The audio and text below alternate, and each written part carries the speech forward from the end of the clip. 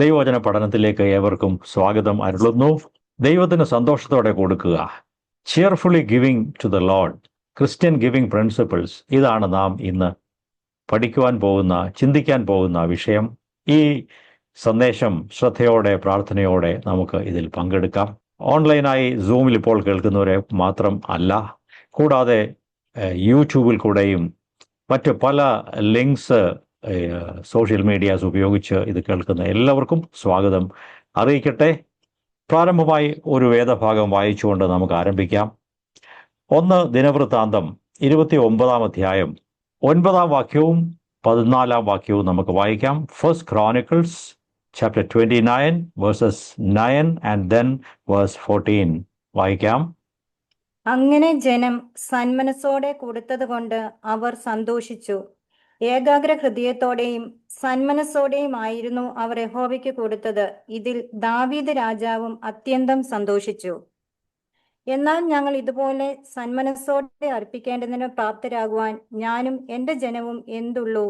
സകലതും നിന്നിൽ നിന്നല്ലോ വരുന്നത്. നിന്റെ കയ്യിൽ നിന്ന് വാങ്ങി ഞങ്ങൾ നിനക്ക് തരിക മാത്രമേ ചെയ്യുന്നുള്ളൂ. ഇവിടെ ശ്രദ്ധിക്കുക, ദൈവത്തിന് ദാവീദ് രാജാവ് മനഃപൂർവ്വമായി, സന്മനസ്സോടെ, ധാരാളമായി, ഔദാര്യമായി ദൈവാലയത്തിൻ്റെ വേലയ്ക്ക് വേണ്ടി താൻ സമ്പാദിച്ച് സ്വരൂപിച്ചു വെച്ച എല്ലാ സ്വത്തുക്കളും ദൈവാലയത്തിൻ്റെ വേലയ്ക്ക് വേണ്ടി താൻ മനഃപൂർവ്വമായി വലിയ നിക്ഷേപങ്ങൾ, സ്വർണവും വെള്ളിയും മറ്റെല്ലാ കാര്യങ്ങളും താൻ ഔദാര്യമായിട്ട് സംഭാവന ചെയ്തു. അതുകൊണ്ടാണ് നാം 9 വാക്യത്തിൽ വായിച്ചത്, അങ്ങനെ ജനം മനഃപൂർവ്വമായി കൊടുത്തു. ദാവീദ് രാജാവും മനഃപൂർവ്വമായി കൊടുത്തു. അദ്ദേഹമാണ് ആദ്യം കൊടുത്തത്. അത് കണ്ടപ്പോൾ ജനങ്ങളെല്ലാവരും ധാരാളമായി കൈ തുറന്ന് ദൈവത്തിൻ്റെ വേലയ്ക്ക് വേണ്ടി കൊടുത്തു. അതുകൊണ്ട് ദാവീദ് രാജാവും ജനങ്ങളും എന്തു ചെയ്തു? അത്യധികമായിട്ട് അവർ സന്തോഷിച്ചു.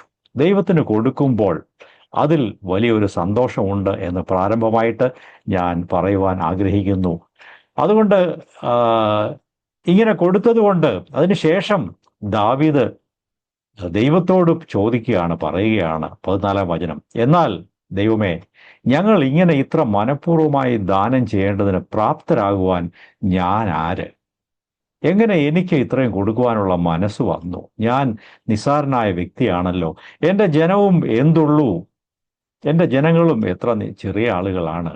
ദൈവമേ, സകലവും നിന്നിൽ നിന്നാണല്ലോ വരുന്നത്. ആ കാര്യമാണ് നാം ഇപ്പോൾ ചിന്തിക്കേണ്ടത്. എല്ലാ കാര്യങ്ങളുടെയും ഓണർ ദൈവമാണ്. God owns everything. എല്ലാം ദൈവത്തിൻ്റെ പ്രോപ്പർട്ടിയാണ്, വകയാണ്. നമ്മുടെയൊക്കെ കൈവശമുള്ള സ്വത്തും പണവും ധനവും മറ്റെല്ലാ കാര്യങ്ങളുടെയും ആത്യന്തികമായ ഉടമസ്ഥാവകാശം ദൈവത്തിലാണെന്ന് ഇന്ന് വൈകുന്നേരത്ത് നമുക്ക് ചിന്തിക്കാം. ദാവീദ് രാജാവ് പറയുന്നു, സകലവും ദൈവമേ നിന്നിൽ നിന്നാണല്ലോ വരുന്നത്. അവിടുത്തെ കയ്യിൽ നിന്ന് വാങ്ങി ഞങ്ങൾ അങ്ങേക്ക് മടക്കി തരുന്നതേ ഉള്ളൂ. ഈ ഒരു പ്രിൻസിപ്പിൾ നമ്മുടെ മനസ്സിലിരിക്കട്ടെ. കർത്താവിന് വേണ്ടി കൊടുക്കുമ്പോൾ ഞെരുങ്ങിയും പ്രയാസപ്പെട്ടും ഭാരപ്പെട്ടും ഇത്രയും കൊടുത്താൽ പിന്നെ ഞങ്ങൾക്ക് എന്തുണ്ട് എന്നൊന്നും ചിന്തിക്കാതെ ഔദാര്യ മനസ്സോടെ ധാരാളമായിട്ട് കൊടുക്കുവാൻ ഈ കാലങ്ങളിൽ നമുക്ക് മനസ്സ് വയ്ക്കാം. അതിൽ ഒരു വലിയ അനുഗ്രഹമുണ്ട് എന്ന് ഞാൻ പറയട്ടെ. അതൊരു നന്മയാണ്. കാരണം നമുക്കുള്ളതെല്ലാം ദൈവത്തിൻ്റെ ദാനമായി നാം ഇങ്ങോട്ട് സ്വീകരിച്ചതാണ്. അങ്ങനെയാണല്ലോ കൊരിന്ത്യർ ലേഖനത്തിൽ പറയുന്നത്, ലഭിച്ചതല്ലാതെ നിനക്ക് എന്തുണ്ട്? ലഭിച്ചതാണെങ്കിലോ സ്വന്തം അധ്വാനം കൊണ്ട് ഉണ്ടാക്കി എന്നുള്ള നിലയ്ക്ക് നീ എന്തുകൊണ്ട് പ്രശംസിക്കുന്നു, അഭിമാനിക്കുന്നു? പ്രിയപ്പെട്ടവരെ, നമുക്കുള്ളതെല്ലാം ഭൗതികമായ എല്ലാ കാര്യങ്ങളും, ആത്മീയമായ കാര്യങ്ങൾ പോലും ദൈവ കൃപയും കരുണയും സഭയും ദൈവത്തെ അറിയാനുള്ള ഈ ഭാഗ്യവും അവസരവും ഇതെല്ലാം ദൈവത്തിൻ്റെ ദാനമാണെന്ന് ഓർക്കാം. ദാവീദ് രാജാവിന് ആ ഒരു ദർശനം ആ കാലത്ത് ഉണ്ടായിരുന്നു. കർത്താവേ, നിങ്കിൽ നിന്ന് ഞങ്ങൾ പ്രാപിച്ചതല്ലാതെ ഞങ്ങൾക്കൊന്നുമില്ല. ഞങ്ങൾ അതിൻ്റെ ഒരു ഭാഗം അങ്ങേക്ക് മടക്കി തരുന്നുവെന്ന് മാത്രമേ ഉള്ളൂ. അതിൽ പ്രശംസിക്കാനോ ഞങ്ങൾക്ക് ക്രെഡിറ്റ് എടുക്കാനോ ഒന്നുമില്ല എന്നാണ് ദാവീദ് രാജാവ് പറയുന്നതിൻ്റെ സാരാംശം. ആകയാൽ പ്രിയപ്പെട്ടവരെ, ദൈവം നമുക്ക് ധാരാളമായിട്ട് തന്നിട്ടുണ്ട്. നമുക്ക് ഭക്ഷണം, വസ്ത്രം, പാർപ്പിടം എന്നിങ്ങനെയുള്ള മിനിമം ആവശ്യങ്ങൾക്ക് ഉപരിയായി ദൈവം നമുക്ക് പണവും ഒക്കെ തന്നിട്ടുണ്ട്. എന്നാൽ അതിൽ നിന്ന് സാക്രിഫിഷ്യലായി ത്യാഗമനോഭാവത്തോടെ സന്തോഷത്തോടെ കർത്താവിന് മടക്കി കൊടുക്കുമ്പോൾ അതിൽ വലിയൊരു അനുഗ്രഹമുണ്ട്. അതെ, ഇന്ന് നാം അതിനെക്കുറിച്ചാണ് ചിന്തിക്കാൻ പോകുന്നത്. ദൈവത്തിന് കൊടുക്കുന്നത് എങ്ങനെയാകണം, അതിൻ്റെ പുറകിലുള്ള പ്രിൻസിപ്പിൾസ് എന്തൊക്കെയാണ്, തത്വങ്ങൾ എന്തൊക്കെയാണ്, അങ്ങനെയുള്ള ചില കാര്യങ്ങളാണ് ഇന്ന് നാം ചിന്തിക്കാനായിട്ട് പോകുന്നത്. ആദ്യമായിട്ട് നാം ചിന്തിക്കുമ്പോൾ നാം ആർക്കാണ് കൊടുക്കുന്നത് എന്ന് ചോദിച്ചാൽ, നാം പ്രാഥമികമായിട്ടും ദൈവത്തിനാണ് കൊടുക്കുന്നത്. അത് സഭയിൽ കൂടെയും മിഷൻസിന് വേണ്ടിയും കർത്താവിൻ്റെ വേലയ്ക്ക് വേണ്ടിയും വേലക്കാർക്ക് വേണ്ടിയും കൊടുക്കുമ്പോൾ അത് ദൈവത്തിന് കൊടുക്കുന്നതാണ്. അപ്പോൾ ഒന്നാമത് കൊടുക്കുന്നത് ദൈവത്തിനാണ്. അത് സഭയിൽ കൂടെ ആയിരിക്കും, അല്ലെങ്കിൽ വ്യക്തിപരമായി നാം കർത്താവിൻ്റെ വേലയ്ക്കും വേലക്കാർക്കും വേണ്ടി സംഭാവനയായി കൊടുക്കുന്നതായിരിക്കാം. മിഷൻസിന് വേണ്ടി സപ്പോർട്ട് ചെയ്യുന്നതാകാം, സഭയിൽ കൂടെ മിഷൻസിനെ സപ്പോർട്ട് ചെയ്യുന്നതാകാം. ഇതെല്ലാം നാം ദൈവത്തിന് അങ്ങോട്ട് കൊടുക്കുന്നതാണ്, ദൈവത്തിൻ്റെ വേലയ്ക്ക് വേണ്ടി കൊടുക്കുന്നതാണ്. ദൈവത്തിന് ഇല്ലാത്തതുകൊണ്ടൊന്നുമല്ല, പക്ഷേ മനുഷ്യരായ നമ്മുടെ കരങ്ങളിൽ കൂടെയാണ് ദൈവം അത് ചെയ്യാൻ ആഗ്രഹിക്കുന്നത്. രണ്ടാമത്, നമ്മുടെ ചുറ്റുമുള്ള ആവശ്യക്കാരായ സഹോദരങ്ങൾക്കും നമുക്ക് തന്നെയും ദൈവം നൽകിയ സാമ്പത്തികം, ധനം നാം ഉപയോഗിക്കണം എന്ന് നാം മനസ്സിലാക്കുന്നു. അത് എല്ലാം നമുക്ക് വേണ്ടി തന്നെ അല്ല, അത് മറ്റുള്ളവർക്കും കൂടെ, മറ്റുള്ളവരുടെ ആവശ്യങ്ങൾക്കും അത് ചെലവിടുവാനായിട്ട് നമുക്ക് മനസ്സുണ്ടായിരിക്കണം. ദൈവമേ, അവിടുന്ന് എന്നെ ഏൽപ്പിച്ച പണത്തിൻ്റെ ഒരു നല്ല ഭാഗം എൻ്റെ കുടുംബത്തിന് വേണ്ടിയും ഞങ്ങൾക്ക് ആവശ്യങ്ങൾക്ക് വേണ്ടിയൊക്കെയാണ്. കൂടാതെ സഹോദരങ്ങൾക്കും ആവശ്യമുള്ളവർക്ക് പങ്കിട്ട് കൊടുക്കുവാൻ അതിനുള്ള മനസ്സ് നൽകണമേ. മൂന്നാമത് കൊടുക്കാനുള്ള ഒരു കൂട്ടരാണ് നിവൃത്തിയില്ലാത്തവർ, പാവപ്പെട്ടവർ, ദ പുവർ പീപ്പിൾ.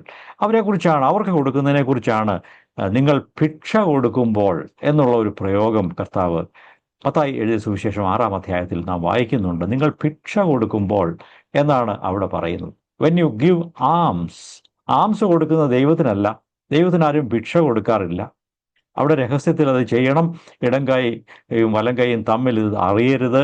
പരസ്യമായിട്ട് നിങ്ങൾക്കതിൻ്റെ മഹത്വം കിട്ടാൻ വേണ്ടി ഭിക്ഷ കൊടുക്കരുത് എന്നൊക്കെ പറയുന്നുണ്ട്. അത് ദൈവത്തിന് കൊടുക്കുന്ന കാര്യമല്ല. ദൈവത്തിന് കൊടുക്കുന്നത് ഭിക്ഷയായിട്ട്, ആംസായിട്ടല്ല. അത് നല്ല മനസ്സോടെ ധാരാളമായി ദൈവത്തിന് നാം കൊടുക്കുന്നു. അത് കൊടുത്തത് രണ്ടുപേർ അറിഞ്ഞതുകൊണ്ടൊന്നും തെറ്റൊന്നുമില്ല. എന്നാൽ അറിയിക്കാൻ വേണ്ടിയല്ല നാം കൊടുക്കുന്നത് എന്നും നാം മനസ്സിലാക്കിയിരിക്കുക.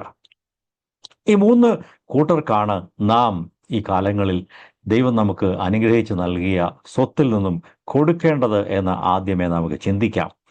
ഇന്ന് പഴയ നിയമത്തിൽ യഹൂദന്മാർക്ക് കൊടുക്കുവാനുള്ള നിയമങ്ങൾ ദൈവം വളരെ വ്യക്തമായി മോശയുടെ കൽപ്പനകളിൽ, മോശയുടെ പ്രമാണങ്ങളിൽ വിവരിച്ച് കൊടുത്തിട്ടുണ്ട്.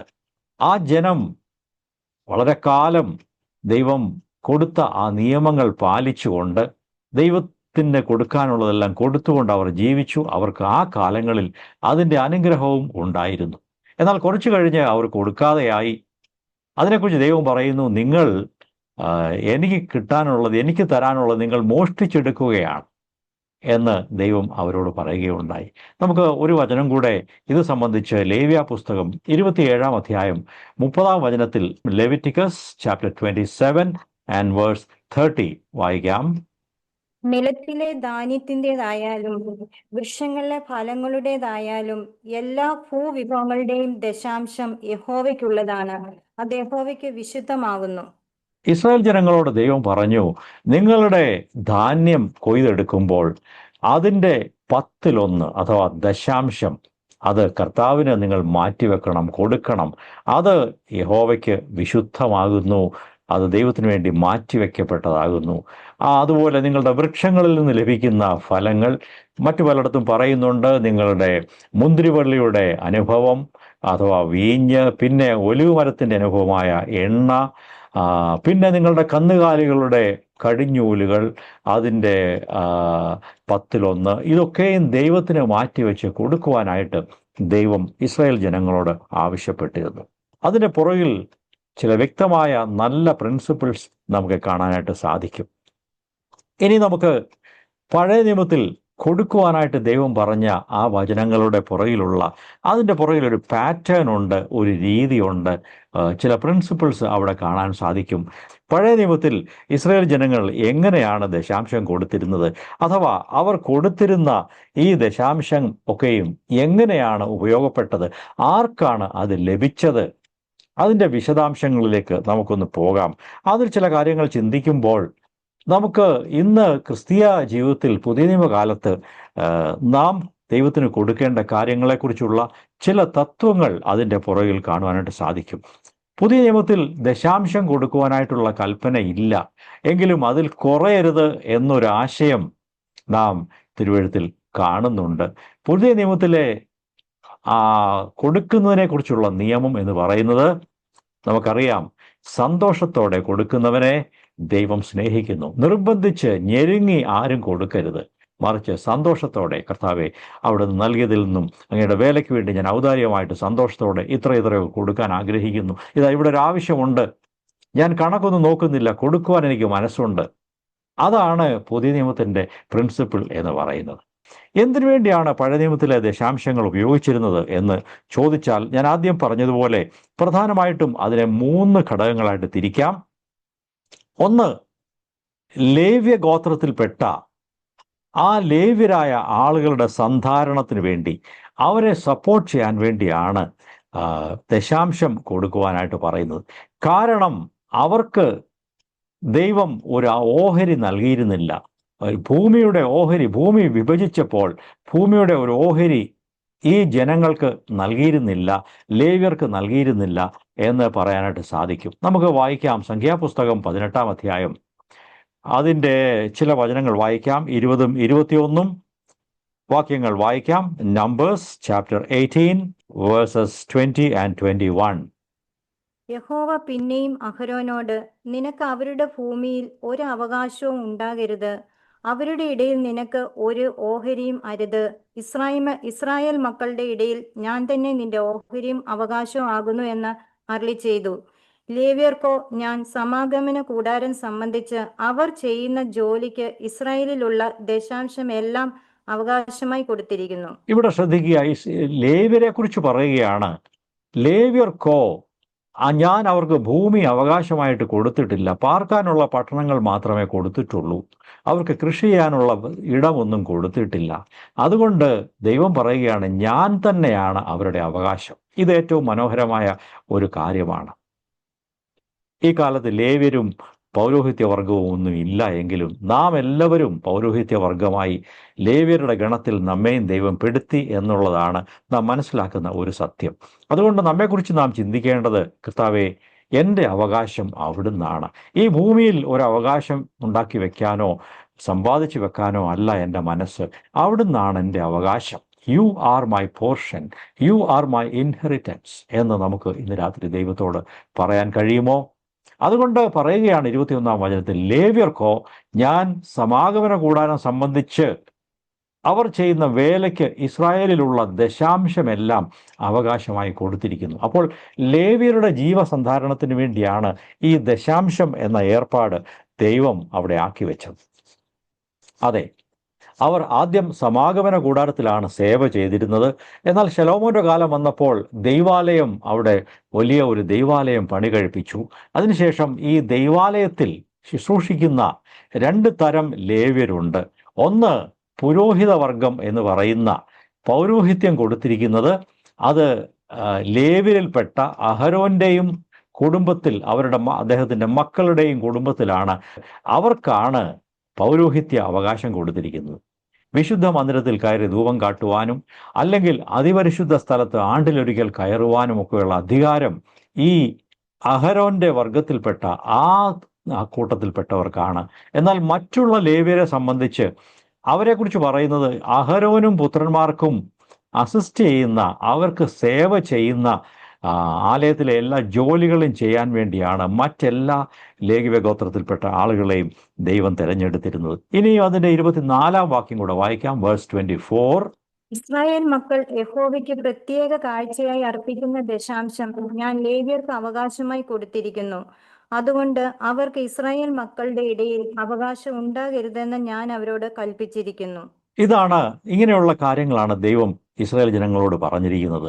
ലേവ്യർക്ക് അവകാശം, അവർക്ക് ദശാംശം അവരുടെ ജീവസന്ധാരണത്തിനായി കൊടുത്തിരിക്കുന്നു. അവർക്ക് വേറെ ജോലിയൊന്നും ചെയ്യാനായിട്ട് ദൈവം പറഞ്ഞിട്ടില്ല. അവർ പൂർണ്ണമായിട്ടും ദൈവാലയത്തിൻ്റെ ശുശ്രൂഷയിൽ ഏർപ്പെട്ടിരിക്കുകയാണ്. അവരുടെ വരുമാനം ഈ ദശാംശമായിട്ട് ദൈവം കൊടുത്തു.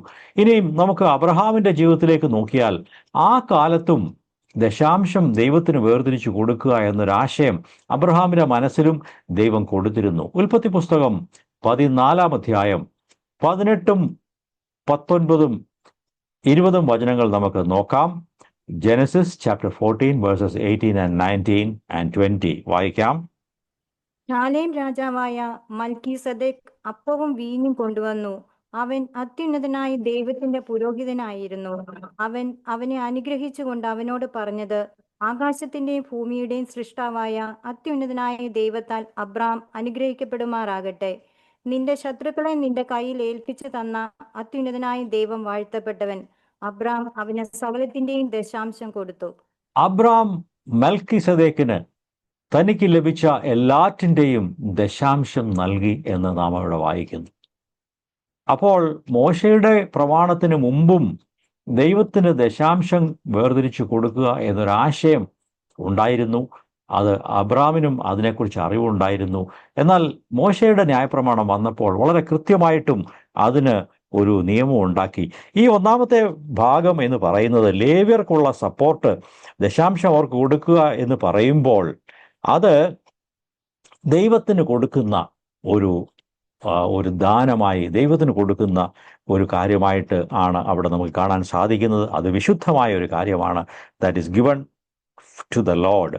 ഇനി രണ്ടാമത്തെ ഒരു തരം ദശാംശമുണ്ട്. അത് മനുഷ്യർക്ക് വേണ്ടി ദൈവം നിയോഗിച്ചതാണ്. എന്ന് വെച്ചാൽ അവരുടെ സമൂഹത്തിൽ, ഇസ്രായേൽ ജനത്തിൻ്റെ സമൂഹത്തിൽ ഓരോ കുടുംബങ്ങൾക്കും മറ്റുള്ളവർക്കും സന്തോഷിക്കുവാനായിട്ട് അവർ ഒരു ദശാംശം മാറ്റിവെച്ച് ആണ്ടുതോറും അവർ ദൈവാലയത്തിൽ അവിടെ ചെന്ന് സന്തോഷിക്കുവാനായിട്ട് അവരോട് പറഞ്ഞിരുന്നു. ഒന്നാമത്തെ കാര്യം ഞാൻ പറയുന്നതിന് ചില കാര്യങ്ങൾ കൂടെ പറയാം. അഹരോന്യ പുരോഹിതന്മാരെ സംബന്ധിച്ച് ആദ്യ ഫലവും കടിഞ്ഞൂൽ മൃഗങ്ങളും അതുപോലെ മൃഗസമ്പത്തിൻ്റെ 10-1 ഒക്കെയും അഹരോന്റെ പുത്രന്മാർക്ക് പ്രത്യേകമായി ഇസ്രായേൽ ജനം കൊടുത്തിരുന്നു. അത് 10-1 അതിനും ഉപരിയായിട്ടാണ് അവർ കൊടുത്തിരുന്നത്. 10-1 അവർ ലേവ്യർക്ക് വേണ്ടി മാത്രമായിട്ട് കൊടുത്തിരുന്നു. എന്താണെന്ന് വെച്ചാൽ ധാന്യം, വീഞ്ഞ്, എണ്ണ, പിന്നെ ഫലങ്ങൾ, ഫ്രൂട്ട്സ്, ഇതൊക്കെയും ആലയത്തിൽ ശുശ്രൂഷിക്കുന്ന ലേവ്യരുടെ മക്കൾക്ക്, അവരുടെ ആളുകൾക്ക് വേണ്ടി, ദൈവാലയത്തിൽ ശുശ്രൂഷിക്കുന്നവർക്ക് വേണ്ടി അങ്ങനെയുള്ള ദശാംശം അവർ മാറ്റിവെച്ചിരുന്നു. അപ്പോൾ വെറും 10% മാത്രമല്ല, അതിലുപരിയായിട്ട് ഇസ്രായേൽ ജനങ്ങൾ കൊടുത്തിരുന്നു എന്ന് നമുക്ക് കാണാനായിട്ട് സാധിക്കും. ഇനിയും രണ്ടാമത്തെ വിഷയം എന്ന് പറയുന്നത് നമുക്ക് വായിക്കാം. അത് മനുഷ്യർക്ക് വേണ്ടിയുള്ള ഒരു ദശാംശമാണ്. അതെന്താണ് എന്ന് ഒരുപക്ഷെ നാം പഠിച്ചിട്ടുണ്ടാവില്ല. ആവർത്തന പുസ്തകം 14 അധ്യായം എടുക്കാം. ഡ്യൂട്ടറോണോമി ചാപ്റ്റർ 14 22 വാക്യം മുതൽ വായിക്കാം. ഡ്യൂട്ടറോണോമി ചാപ്റ്റർ 14 വേഴ്സസ് 22 ഓൺവേർഡ്സ്. ആണ്ടുതോറും നിലത്ത് വിതച്ചുണ്ടാക്കുന്ന എല്ലാ വിളവിലും ദശാംശം എടുത്തു വെക്കണം. നിന്റെ ദൈവമായ യഹോവയെ എല്ലായ്പ്പോഴും ഭയപ്പെടുവാൻ പഠിക്കേണ്ടതിന് നിന്റെ ദൈവമായ യഹോവ തന്റെ നാമം സ്ഥാപിക്കുവാൻ തിരഞ്ഞെടുക്കുന്ന സ്ഥലത്ത് നീ നിന്റെ ധാന്യത്തിന്റെയും വീഞ്ഞിന്റെയും എണ്ണയുടെയും ദശാംശവും നിന്റെ ആടുമാടുകളുടെയും കടിഞ്ഞൂലുകളെയും അവന്റെ സന്നിധിയിൽ വെച്ച് ഭക്ഷിക്കണം. ഇവിടെ ശ്രദ്ധിക്കുക, ഇവിടെ ദശാംശം നീ ഭക്ഷിക്കണം എന്നാണ് ഇസ്രായേൽ ജനങ്ങളോട് പറഞ്ഞിരിക്കുന്നത്. നാം അത് ചിന്തിച്ചിട്ടുണ്ടോ? അങ്ങനെ ഇത് ദശാംശത്തിന്റെ 2ാം ഭാഗമാണ്. ഇനി അടുത്ത 10% കൂട്ടിവെച്ചിട്ട് ആണ്ടിലൊരിക്കൽ ദൈവം തിരഞ്ഞെടുത്ത ഇടമായ ആലയമായ യെരുശലേമിൽ ചെന്ന് എന്താ പറയുന്നത്? നിന്റെ ധാന്യത്തിൻ്റെയും വീഞ്ഞിൻ്റെയും എണ്ണയുടെയും ദശാംശവും നിന്റെ ആടുമാടുകളുടെ കടിഞ്ഞൂലുകളെയും ദൈവസന്നിധിയിൽ വെച്ച് നീ അറുത്ത് ഭക്ഷിക്കണം. നീ സന്തോഷമായി അത് ഭക്ഷിക്കണം. നിന്റെ കൂടെയുള്ളവർക്കും ഒക്കെ അത് ഉപയോഗിക്കണം. വീണ്ടും ഞാൻ അടുത്ത വാക്യം കൂടെ വായിക്കാം. 24-ാം വാക്യം. നിന്റെ ദൈവമായ യഹോവ നിന്നെ അനുഗ്രഹിച്ചിരിക്കുമ്പോൾ നിന്റെ ദൈവമായ യഹോവ തന്റെ നാമം സ്ഥാപിപ്പാൻ തിരഞ്ഞെടുത്തിരിക്കുന്ന സ്ഥലം വളരെ അകലെയും അത് കൊണ്ടുപോകാൻ കഴിയാതെ വണ്ണം വഴി അതിദൂരവുമായിരുന്നാൽ നീ അത് വിറ്റ് പണമാക്കി പണം കയ്യിലെടുത്ത് നിന്റെ ദൈവമായ യഹോവ തിരഞ്ഞെടുത്തിരിക്കുന്ന സ്ഥലത്തേക്ക് കൊണ്ടുപോകണം. നിന്റെ ഇഷ്ടം പോലെ മാടോ ആടോ വീഞ്ഞോ മദ്യമോ ഇങ്ങനെ നീ ആഗ്രഹിക്കുന്ന ഏതിനെയും ആ പണം കൊടുത്ത് വാങ്ങി, അതായത് യെരൂശലേമിൽ ചെന്ന് ഈ പണം കൊടുത്ത് വാങ്ങി നിന്റെ ദൈവമായ യഹോവയുടെ സന്നിധിയിൽ വെച്ച് തിന്ന് നീയും നിന്റെ കുടുംബവും സന്തോഷിക്കണം. ഇവിടെ ദൈവം മനുഷ്യന്റെ ഭൗതിക ആവശ്യങ്ങളും ആത്മീയ ആവശ്യങ്ങളെയും നോക്കുന്നുണ്ട്. അവരുടെ ദശാംശം മാറ്റിവെച്ചിട്ട് അത് ഒരുപക്ഷെ ദൂരെയാണ് യെരൂശലേമെങ്കിൽ നിങ്ങൾ അത് വിറ്റ് പണമാക്കി ആ പണവും കൊണ്ട് യെരൂശലേമിൽ വന്നിട്ട് ഓരോ വർഷവും ഒരു വെക്കേഷന് വേണ്ടി നിങ്ങൾ യെരൂശലേമിൽ വന്ന് നിന്റെ കുടുംബമായിട്ട് വന്ന് നല്ല ഭക്ഷണമൊക്കെ കഴിച്ച് ഒരു ക്യാമ്പ് മീറ്റിംഗ് പോലെയാണ്. പ്രത്യേകമായ കൂടാരങ്ങളിൽ ഉള്ള പെരുന്നാളുണ്ട്, പല പെരുന്നാളുകളുമുണ്ട്. നിങ്ങൾക്ക് ഒരുമിച്ച് ഭക്ഷിച്ച് സന്തോഷിച്ച് ദൈവത്തിന് സ്തോത്രം ചെയ്ത് മടങ്ങിപ്പോകാം. അപ്പോൾ ദശാംശത്തിൻ്റെ ഒരു ഭാഗം അവനവന് ഉപയോഗിക്കുവാനായിട്ട് ദൈവം ഏർപ്പെടുത്തിയിരുന്നു എന്ന് കാണുവാൻ സാധിക്കും. ദൈവം നമുക്ക് നൽകിയ സ്വത്തിൻ്റെ ഒരു ഭാഗം നമുക്ക് ഉപയോഗിക്കാൻ വേണ്ടിയാണ്. അത് സന്തോഷമായിട്ട് നമുക്ക് ഉപയോഗിക്കാം. എന്നാൽ കൂടെയുള്ളവർക്കും ഒക്കെ അത് കൊടുക്കുകയും ചെയ്യാനായിട്ട് ഇസ്രായേൽ ജനം ഉത്സാഹിച്ചിരുന്നു. ഓക്കെ, നമുക്ക് വേഗം മുമ്പോട്ട് പോകാം. മൂന്നാം ഭാഗം എന്ന് പറയുന്നത് ദശാംശത്തിൻ്റെ മൂന്നാം ഭാഗം, അതും കൂടെ നമുക്ക് വായിക്കാം. അത് ആവർത്തന പുസ്തകം നാം വായിച്ചതിൻ്റെ തുടർച്ചയാണ്. 14-ാം അധ്യായം 28ഉം 29ഉം വചനങ്ങൾ വായിക്കാം. ഡ്യൂട്രോണോമി ചാപ്റ്റർ 14 വേഴ്സസ് 28 and 29 നമുക്ക് വായിക്കാം. 3 വർഷം കൂടുമ്പോൾ 3-ാം വർഷത്തിൽ നിനക്കുള്ള വിളവിന്റെ ദശാംശമൊക്കെയും വേർതിരിച്ച് നിന്റെ പട്ടണങ്ങളിൽ ശേഖരിക്കണം. നീ ചെയ്യുന്ന സകല പ്രവൃത്തികളിലും നിന്റെ ദൈവമായ യഹോവ നിന്നെ അനുഗ്രഹിക്കേണ്ടതിന് നിന്നോടുകൂടെ ഓഹരിയും അവകാശവും ഇല്ലാത്ത ലേവ്യനും നിന്റെ പട്ടണങ്ങളിലുള്ള പരദേശിയും അനാഥനും വിധവയും വന്ന് ഭക്ഷിച്ച് തൃപ്തരാകണം. ഇവിടെ ശ്രദ്ധിച്ചാൽ 3 വർഷത്തിലൊരിക്കൽ കൊടുക്കുന്ന ഒരു ദശാംശം കൂടെയുണ്ട്.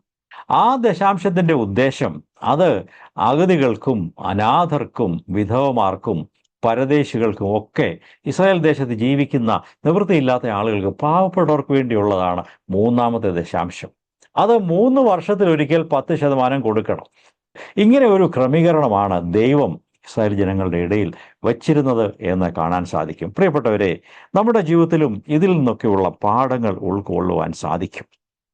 നമ്മുടെ ദൈവം നമുക്ക് നൽകിയ പണം മുഴുവനും നമുക്ക് വേണ്ടി തന്നെ അല്ല, അത് ദൈവരാജ്യത്തിൻ്റെ വേലയ്ക്കും നമുക്കും നമ്മുടെ കുടുംബത്തിനും മറ്റുള്ളവർക്കും പാവപ്പെട്ടവർക്കും ആവശ്യങ്ങളിരിക്കുന്നവർക്കും ഒക്കെ അത് കൊടുക്കുവാൻ നമുക്ക് മനസ്സുണ്ടായിരിക്കണം എന്നുള്ളതാണ് നാം ഇതിൽ നിന്ന് മനസ്സിലാക്കുന്ന ഒരു സത്യം. ഇസ്രായേൽ ജനങ്ങൾക്ക് കൊടുത്ത ഈ നിയമങ്ങൾ, ദശാംശം ദൈവത്തിന് വേർതിരിച്ചു കൊടുക്കേണ്ട ആ കാര്യങ്ങളുടെ, ആ നിയമങ്ങളുടെ അതിൻ്റെ പുറകിലുള്ള തത്വം ഇന്നും വിശ്വാസികളായ നമുക്കും ബാധകമാണ്. ഇന്ന് പുരോഹിതന്മാരില്ലാത്തതുകൊണ്ട് ഞാൻ ആർക്കും കൊടുക്കുന്നില്ല എന്ന് നമുക്ക് പറയാൻ സാധ്യമല്ല. കർത്താവിൻ്റെ വേലയുണ്ട്, അത് വിശുദ്ധമായ വേലയാണ്.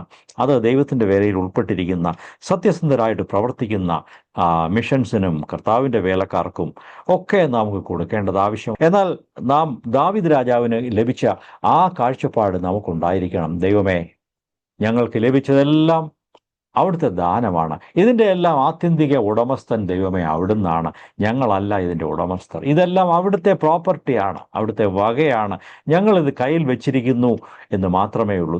നമ്മെക്കുറിച്ച് പറഞ്ഞാൽ ദൈവം നമുക്ക് നൽകിയ സ്വത്തിൻ്റെ, പണത്തിൻ്റെ, ഭൗതികമായ കാര്യങ്ങളുടെ ട്രസ്റ്റീസാണ് നാം. അതിൻ്റെ കാര്യവിചാരകത്വം വഹിക്കുന്ന ഗ്രഹവിചാരകന്മാരാണ് നാം എന്ന് നാം ഇന്ന് മനസ്സിലാക്കേണ്ടത് ആവശ്യമാണ്. ഞാൻ എൻ്റെ വാക്കുകളെ അവസാനിപ്പിക്കുവാൻ സമയമായി. ഒടുവിലായി, ദൈവത്തിന് വേണ്ടി കൊടുക്കാതിരുന്നാൽ അത് നമുക്ക് നഷ്ടമാണ്. ദൈവത്തിന് വേണ്ടി കൊടുക്കുമ്പോൾ, നല്ല മനസ്സോടെ കൊടുക്കുമ്പോൾ അതിൽ വലിയ അനുഗ്രഹമുണ്ട് എന്നും കാണുവാൻ സാധിക്കും. മലാഖിയുടെ കാലത്ത് ഇസ്രായേൽ ജനം വളരെ അധപ്പതിച്ച ഒരു കാലമാണ്. അവരെ കൊള്ളക്കാർ, മോഷ്ടാക്കൾ, തീവ്സ് എന്നാണ് ദൈവം വിളിക്കുന്നത്. മലാഖിയുടെ പുസ്തകം 3-ാം അധ്യായം 10-ാം വചനം നമുക്ക് വായിക്കാം. മലക്കായി ചാപ്റ്റർ 3 വേഴ്സ് 10 വായിക്കാം. എന്റെ ആലയത്തിൽ ആഹാരം ഉണ്ടാക്കേണ്ടതിന് നിങ്ങൾ ദശാംശം മുഴുവനും ഭണ്ഡാരത്തിലേക്ക് കൊണ്ടുവരുവീൻ. ഞാൻ നിനക്ക് ആകാശത്തിന്റെ കിളിവാതിലുകൾ തുറന്ന് സ്ഥലം പോരാതെ വരുവോളം നിങ്ങളുടെ മേൽ അനുഗ്രഹം പകരുകയില്ലയോ എന്നിങ്ങനെ നിങ്ങൾ ഇതിനാൽ എന്നെ പരീക്ഷിക്കുവീൻ എന്ന് സൈന്യങ്ങളുടെ യഹോവ അരുളി ചെയ്യുന്നു. ഇവിടെ ദൈവം പറയുകയാണ്, എൻ്റെ ആലയത്തിൽ ശുശ്രൂഷിക്കാൻ പുരോഹിതന്മാരില്ല. കാരണം അവരൊക്കെ കൃഷി ചെയ്യാൻ പോയി. അവർക്ക് പട്ടിണി ആയതുകൊണ്ട് പുരോഹിതന്മാരും ലേവ്യരും ഒക്കെ കൃഷി ചെയ്യാൻ പോയി. അവർക്ക് വരുമാനം, ദൈവാലയത്തിൽ വരുമാനമൊന്നുമില്ല. കാരണം ജനങ്ങളൊന്നും കൊടുക്കുന്നില്ല. അങ്ങനെ അവർ കൃഷിക്ക് പോയി. ആലയത്തിൽ ശുശ്രൂഷിക്കാൻ പുരോഹിതന്മാരൊന്നും ഇല്ലാത്ത ഒരു അവസ്ഥ വന്നു. എന്നാൽ ഈ ജനങ്ങളെ ദൈവം ശാസിച്ചുകൊണ്ട് പറയുകയാണ്, എൻ്റെ ആലയത്തിൽ ആഹാരം ഉണ്ടാകേണ്ടതിന്, അവിടെ ശുശ്രൂഷിക്കുന്ന ലേവ്യർക്ക് ഭക്ഷണം ഉണ്ടാകേണ്ടതിന് നിങ്ങൾ എന്ത് ചെയ്യണം? ദശാംശം മുഴുവനും ദൈവികമായ ഭണ്ഡാരത്തിലേക്ക്, ആലയത്തിലേക്ക് നിങ്ങൾ കൊണ്ട് കൊടുക്കണം. അങ്ങനെ നിങ്ങൾ കൊടുത്താൽ ദൈവം പറയുകയാണ്, ഞാൻ നിങ്ങളെ ധാരാളമായിട്ടും അനുഗ്രഹിക്കും, നിങ്ങൾക്ക് നഷ്ടമൊന്നും സംഭവിക്കുകയില്ല, നിങ്ങളുടെ നഷ്ടമൊക്കെ ഞാൻ നികത്തി തരും, ആകാശത്തിൻ്റെ കിളിവാതിലുകളെ തുറന്ന് സ്ഥലം പോരാതെ വരുവോളം നിങ്ങളുടെ മേൽ ഞാൻ അനുഗ്രഹം പകരുകയില്ലയോ എന്ന് നിങ്ങൾ എന്നെ ഒന്ന് പരീക്ഷിച്ച് നോക്കുവിൻ. ഇവർ കുറെ കാലമായി ദശാംശം കൊടുക്കാതിരിക്കുന്ന ഒരു വർഗമാണ്. അവരോട് ദൈവം പറയുകയാണ്, നിങ്ങൾക്ക് ഇതിനെക്കുറിച്ചൊന്നും ഇപ്പോൾ അറിഞ്ഞുകൂടാ, മോശയുടെ പ്രമാണത്തിൽ പറഞ്ഞ കാര്യമൊന്നും നിങ്ങൾ ഇപ്പോൾ വായിച്ച് മനസ്സിലാക്കിയിട്ടില്ല, നിങ്ങൾ കിട്ടുന്നതൊക്കെ സ്വന്തം കാര്യത്തിന് ഉപയോഗിക്കുന്നു. എന്നാൽ ഇപ്പോൾ നിങ്ങൾ ആ പഴയ നിയമത്തിലേക്ക്, ഉടമ്പടിയിലേക്ക് നിങ്ങളൊന്ന് തിരിച്ചു ചെല്ലണം, നിങ്ങൾ കൊടുത്തു തുടങ്ങണം. അങ്ങനെ കൊടുത്താൽ നിങ്ങൾക്ക് സ്വർഗം തുറന്ന് ധാരാളം ദൈവം നിങ്ങളുടെ മേൽ വർഷിക്കുമോ, അനുഗ്രഹം വർഷിക്കുകയില്ലയോ എന്ന് എന്നെ ഒന്ന് പരീക്ഷിച്ച് നോക്കുവിൻ. പ്ലീസ് ടെസ്റ്റ് മീ, എന്നെ ഒന്ന് പരീക്ഷിച്ച് നോക്കുക എന്നാണ് ദൈവം ഇവിടെ ഇസ്രായേൽ ജനങ്ങളോട് പറയുന്നത്. മറ്റൊരിടത്ത് മലാഖിയിൽ നാം വായിക്കുന്നു, ദൈവത്തിൻ്റെ ആലയത്തിലേക്ക് ഈ ദശാംശം കൊടുക്കാതിരിക്കുന്നവർ ദൈവത്തെ കൊള്ളയടിക്കുന്നവരാണ്, റോബ് ചെയ്യുന്നവരാണ് എന്നുള്ള വചനം നാം വായിച്ചിട്ടുണ്ട്. എന്നാൽ നാം ദൈവത്തിന് വേണ്ടി നല്ല മനസ്സോടെ കൈ തുറന്നു കൊടുക്കാം. ഇത്രയൊക്കെ കൊടുത്താൽ പലരും ചിന്തിക്കുന്നത്, ദശാംശം എനിക്ക് 1000 രൂപയാണ് വരുമാനം, അതിൽ 100 രൂപ മാറ്റി ദൈവത്തിന് വേണ്ടി കൊടുത്താൽ പിന്നെ എൻ്റെ കാര്യം എങ്ങനെ നടക്കും? ഇതാണ് പലരുടെയും മനസ്സിലുള്ള ഒരു ചിന്ത. എന്നാൽ അങ്ങനെയല്ല പ്രിയപ്പെട്ടവരെ. ദൈവത്തിന് വേണ്ടി നാം മാറ്റിവെച്ച് കൊടുക്കുമ്പോൾ 10, 20, 30 അതിലധികമോ ശതമാനമൊക്കെ കൊടുക്കുന്നവരെ എനിക്കറിയാം, അങ്ങനെയുണ്ട്. അതിൽ കൂടുതൽ കൊടുക്കുന്നവരുമുണ്ട്. ദൈവത്തിന് വേണ്ടി നല്ല മനസ്സോടെ നാം കൊടുക്കുമ്പോൾ ദൈവം നമ്മുടെ കാര്യം മുടക്കുകയില്ല. നാം ഒരു ഭാഗത്ത് വായിക്കുന്നുണ്ട്, നീതിമാനെ ദൈവം പട്ടിണി കിടത്തുകയില്ല. ദൈവത്തിന് വേണ്ടി കൊടുക്കുന്നവർ പട്ടിണിയായി തീരുകയും അവരുടെ കാര്യം നടക്കാതിരിക്കുകയും അവരുടെ മക്കളുടെ കാര്യം ഒന്നും നടക്കാതിരിക്കുകയും വിദ്യാഭ്യാസം കിട്ടാതിരിക്കുകയും ഒന്നും ചെയ്യുകയില്ല. അത് നമ്മിൽ പലരുടെ അനുഭവമാണ്. ദൈവത്തിന് വേണ്ടി നാം ഒരു നിലപാടെടുത്ത് ഒരു സ്റ്റെപ്പ് എടുത്ത് മുമ്പോട്ട് വരുമ്പോൾ, ദൈവത്തിന് വേണ്ടി കൊടുക്കാൻ ഒരുങ്ങുമ്പോൾ, ദൈവവേലയ്ക്ക് വേണ്ടി നാം നമ്മുടെ സമയവും എനർജിയും നമ്മുടെ ജീവിതവും സമർപ്പിക്കുമ്പോൾ നമ്മുടെ കാര്യമൊക്കെ ദൈവം കൈകാര്യം ചെയ്യുന്നു. അത് എൻ്റെയും വ്യക്തിപരമായ അനുഭവമാണ്. ദൈവത്തിന് വേണ്ടി ഒരു നിലപാടെടുത്ത് കർത്താവിൻ്റെ വേലയ്ക്ക് വേണ്ടി കാൽ മുമ്പോട്ട് വെച്ചപ്പോൾ ഞങ്ങളുടെ ആവശ്യങ്ങളും കാര്യങ്ങളും എല്ലാം ദൈവം ഞങ്ങൾ പ്രതീക്ഷിച്ചതിനേക്കാളൊക്കെ അധികമായിട്ട് ദൈവം നിവർത്തിച്ചു തന്നു. അതാണ് ഈ വചനത്തിൻ്റെ വാഗ്ദത്തം. ഞാൻ നിങ്ങളുടെ മേൽ സ്ഥലം പോരാതെ വരുവോളം അനുഗ്രഹം വർഷിക്കുകയില്ലയോ എന്നിങ്ങനെ എന്നെ ഒന്ന് പരീക്ഷിച്ച് നോക്കുവേ. അതിനുള്ള ധൈര്യമുണ്ടോ? ദൈവത്തെ അങ്ങനെ ഒന്ന് പരീക്ഷിച്ച് നോക്കാൻ നിങ്ങൾക്ക് ധൈര്യമുണ്ടോ?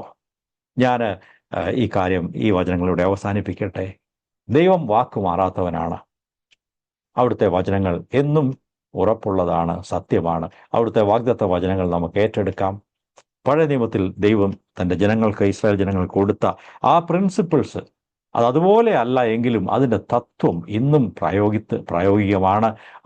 അതിൻ്റെ പ്രിൻസിപ്പിൾസ് നാം ഏറ്റെടുത്ത് ദൈവത്തിന് വേണ്ടി ധാരാളമായിട്ടും കൈ തുറന്ന് കൊടുക്കുവാൻ നമുക്ക് മനസ്സുവെക്കാം. ദൈവം ഈ വചനങ്ങളാൽ നമ്മെ അനുഗ്രഹിക്കട്ടെ.